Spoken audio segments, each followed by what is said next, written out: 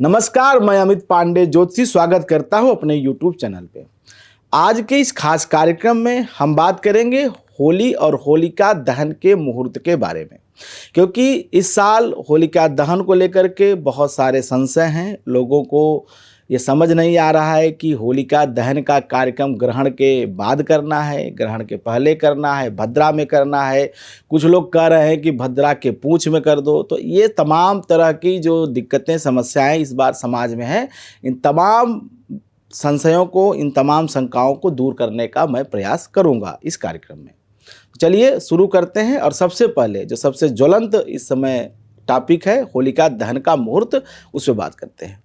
होलिका दहन का मुहूर्त इस साल 3 मार्च को भोर के समय 4:56 से 6:45 तक है, अर्थात 2 की रात और 3 के भोर में यह मुहूर्त रहने वाला है। तो आप पूछेंगे इसके पीछे कारण क्या है? कारण शास्त्र को जब देखें तो शास्त्र कहता है कि पूर्व दिने भद्रा सत्वात् तत्र च होलिके निषेधात् तदत्युक्तम निर्णयामृते मदन रत्नेम च पुराण समुच्चये। इसके अलावा भद्रायाम दीपिता होली राष्ट्रभंगम करोति नगरस्य च नैविष्टान तस्माता परिव्रजेत। अर्थात पूर्णिमा तिथि में जब तक भद्रा है तब तक होली जलाना निषेध है। भद्रा में होली नहीं जलाई जाती है। भद्रा में होली जलाने से, होलिका जलाने से राष्ट्रभंग होता है, नगर का भी कल्याण नहीं होता है। और भद्रा में 2 कार्य वैसे भी मना करता है शास्त्र। क्या क्या? श्रावणी और फाल्गुनी, मतलब रक्षाबंधन और होलिका दहन। श्रावणी में राजा को नुकसान होता है अगर श्रावणी भद्राम मनाई जाए, और अगर फाल्गुनी भद्राम मनाई जाए तो गांव, नगर, राष्ट्र का नुकसान होता है। तो ऐसे में 2 मार्च की रात और 3 मार्च की भोर में प्रातः 4:56 के बाद होलिका दहन का कार्यक्रम करना चाहिए, क्योंकि उस समय भद्रा भी समाप्त हो जाएगी और आप बिल्कुल अच्छे प्रकार से होलिका दहन कार्यक्रम शुभ मुहूर्त में कर सकते हैं। और 4 मार्च को होली सर्वत्र मनाई जाएगी, यह भी विशेष बात आप ध्यान रखें। क्यों? क्योंकि शास्त्र एक विशेष आज्ञा देता है चंद्र ग्रहण की स्थिति में। क्या देता है? अत्र चे चंद्र ग्रहणम तदा ततो अर्वांग निसिम भद्रा पूर्णिमा होलिका दीपनम। यदि पूर्णिमा में चंद्र ग्रहण हो, इसको बड़ा ध्यान सुनिए, यदि पूर्णिमा में चंद्र ग्रहण हो, मतलब कौन सी पूर्णिमा? फाल्गुन पूर्णिमा जो है, जो होली की पूर्णिमा है, अगर इसमें चंद्र ग्रहण हो तो ग्रहण से पहले, ध्यान रखिए, ग्रहण से पहले और भद्रा के बाद होलिका दहन करना चाहिए। अब ग्रहण चूंकि 3 मार्च को लग रहा है और भद्रा 2 मार्च की मध्यरात्रि के बाद समाप्त हो रहा है, तो दोनों के बीच में, अर्थात जो 3 तारीख के भोर का समय होगा, यही समय सर्वश्रेष्ठ है होलिका दहन का। इसी समय होलिका दहन करना चाहिए। और फिर 3 मार्च को जब चंद्रग्रहण समाप्त हो जाए तो अगले दिन सुबह जो है होली का कार्यक्रम होगा, रंग खेलने वाली होली मनाई जाएगी, सर्वत्र होली मनाई जाएगी। यह इस बार शास्त्र की ऐसी व्यवस्था है। ऐसे पंचांग को देख करके इस बार यही शुभ मुहूर्त है। आप और किसी के बहकावे मत आइए। भद्रा में आप बिल्कुल होली मत जलाइए। आप भले आप ले जा करके सायंकाल जो भी है आप हवन आहुति सामग्री दे सकते हैं होलिका में, लेकिन उसमें जो अग्नि प्रवेश हो वह अग्नि 4:56 के बाद प्रातःकाल जब भद्रा समाप्त हो जाए तभी लगाई जानी चाहिए। यही होलिका का नियम है, जो शास्त्रों को पढ़ने के बाद ज्ञात होता है। ये तो हो गई होलिका के शुभ मुहूर्त के बारे में, होली के बारे में और चंद्र ग्रहण के प्रभाव के बारे में। अब बात करते हैं, चूंकि होली की रात साधना की रात कही जाती है, जो होलिका जलाई जाती है, हमारे शास्त्र में बड़ा इसका महत्व है। जो 4 रातें विशेष रूप से कही गई हैं, काल रात्रि, महारात्रि, मोह रात्रि, दारुणा, ये 4 रातें कही जाती है। उसमें से जो दारुण रात्रि है वो यही रात्रि है, अर्थात होलिका दहन वाली रात। अब यह दारुण रात्रि क्या करती है? दारुण रात्रि का बड़ा महत्व है हमारे जीवन में। दारुण रात्रि साधना की रात्रि कही जाती है, अर्थात यह जो दारुण रात्रि है, जो होलिका दहन की रात्रि है, यह बहुत महत्वपूर्ण है। होलिका दहन की रात्रि मंत्र सिद्धि और पूरे वर्ष किए गलत कार्यों को क्षमा मांगने की रात है। आप अपने आप को आध्यात्मिक रूप से मजबूत कर सकते हैं होलिका की रात में। होलिका की रात सरसों के तेल का दीपक जला करके या बिना दीपक जलाए है। तुरीय संध्या, तुरीय संध्या मतलब मध्यरात्रि की संध्या होती है 12 बजे से लेके 2:30 बजे तक या 3 बजे तक, मतलब ब्रह्म मुहूर्त के पहले और मध्यरात्रि के बीच का जो समय होता है यह तुरीय काल कहा जाता है। इसी में जो पूजा जब किया जाता है इसे तुरीय संध्या कही जाती है। तो तुरीय संध्या में अगर जब किया जाए होलिका की रात में, एक ही रात में एक ही बैठने के प्रयास से, एक ही बार के संकल्प से वह मंत्र जागृत हो जाता है, सिद्ध हो जाता है और उसका शुभ फल साधक को मिलना शुरू हो जाता है।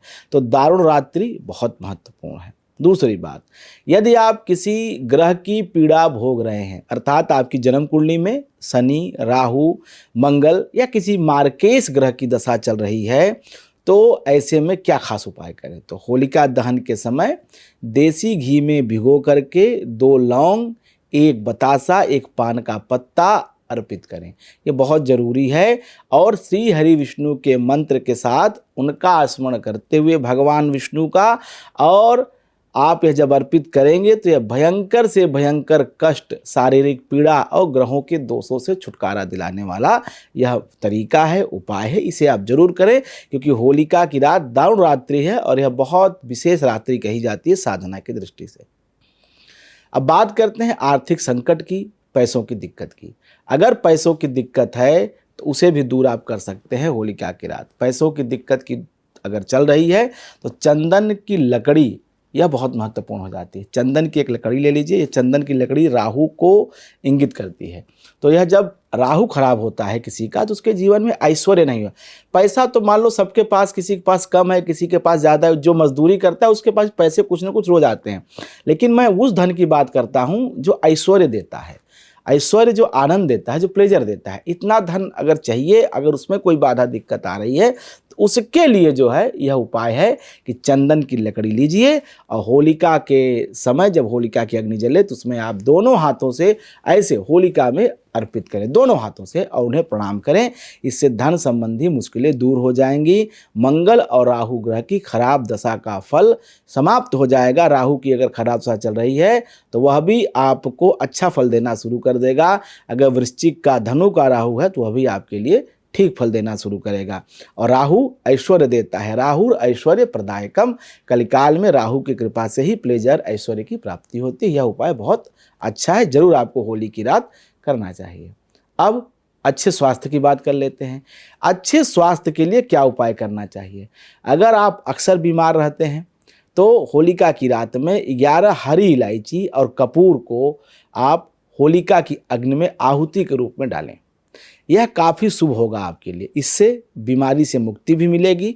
बुध और केतु ग्रह की पीड़ा से मुक्ति मिलेगी, क्योंकि केतु क्या करता है? केतु बीमारी देता है, ऐसी बीमारी देता है कि एक बीमारी ठीक होती है और दूसरी उसके साथ शुरू हो जाती है। मतलब अगर मान लीजिए आप बीमार हैं, किसी उस रोग की दवा करा रहे हैं, जैसे ही वो रोग ठीक होगा उसके बाद दूसरा बीमारी आपको शरीर में प्रवेश कर जाएगा। तो यह केतु की वजह से होता है।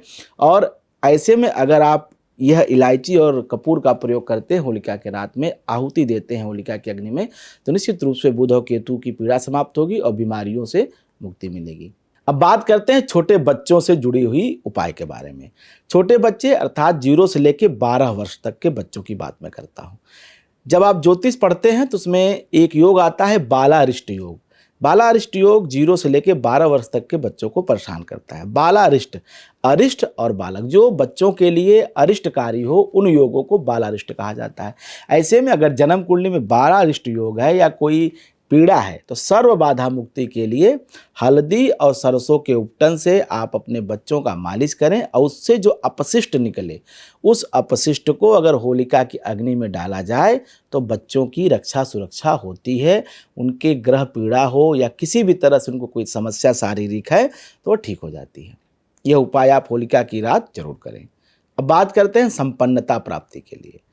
अगर आपको संपन्नता चाहिए, मतलब ऐसा संपन्नता कि समाज में यश भी हो, नाम भी हो, घर में धन भी हो और परिवार का भी पूर्ण सहयोग, ऐसी संपन्नता अगर आपको चाहिए तो नए नवान गेहूं की बालियां, अभी जो खेतों में आप देखेंगे तो गेहूं की बालियां आ गई हैं, वो हरे हैं बिल्कुल, अभी वो पकी नहीं है, अधकच्ची बालियां हैं गेहूं की और चने की, इसी तरह से बालियां, इन्हें आप ले लें और उसकी आहुति होलिका की अग्नि में दें।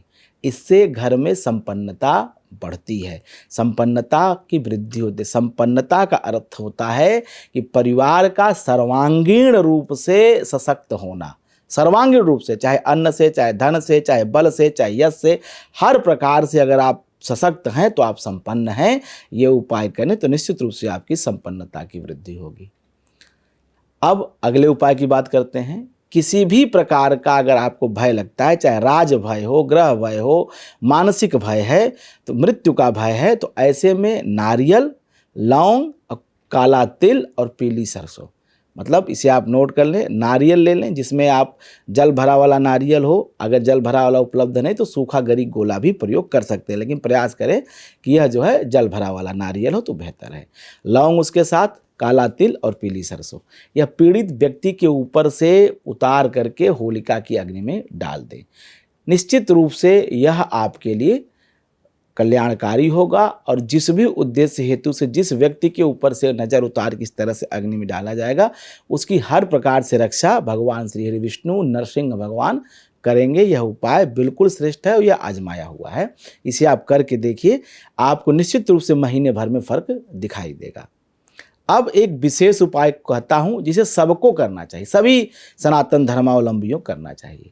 होली की सुबह, मतलब होलिका दहन जब समाप्त हो जाए तो जहाँ पे होलिका दहन हुआ है उस स्थान पे जा कर के वहाँ की जो राख है वह ला करके पहले खुद के माथे पे, उसके पश्चात अपने परिवार के, अपने बच्चों के माथे पे, घर के सदस्यों के माथे पे उस राख को लगाएं और उस राख को एक यंत्र या जो है कपड़े में बांध करके अगर आप अपने हाथ में, बाजू में, या खास करके छोटे बच्चों को अगर आप पहनाते हैं तो किसी भी प्रकार की बुरी दृष्टि उनके ऊपर नहीं रहती है। पूरे वर्ष पर्यंत बुरी दृष्टि के प्रभाव से उनका बचाव होता है।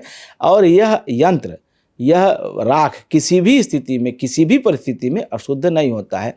जैसे कई चीज़ें हैं कि अगर आप उसे पहन के, जो हमारे शास्त्र में नियम है कि किसी अगर आप मृतक के साथ जाते हैं या शमशान की यात्रा करते हैं तो वह अशुद्ध हो जाता है या उसका प्रयोग शुद्ध नहीं रह जाता है। लेकिन यह जो राख है, चूँकि यह राख ही जो है इस तरह से शमशान से उदय होता है, तो इसका कभी भी किसी भी अवस्था में अशौचा नहीं होता है, अशुद्धि नहीं होती है, यह सब प्रकार से शुद्ध बना रहता है। यह फिर अगले वर्ष आप इसको बदल सकते हैं। तो ये कुछ विशेष और बहुत महत्वपूर्ण उपाय जो आपके जीवन में सुख, समृद्धि और स्वास्थ्य की वृद्धि कर सकते हैं, इन्हें आप जरूर करें। भगवान श्री हरि नारायण की कृपा से आपके जीवन में मंगल होगा। जय मां विंध्यवासिनी।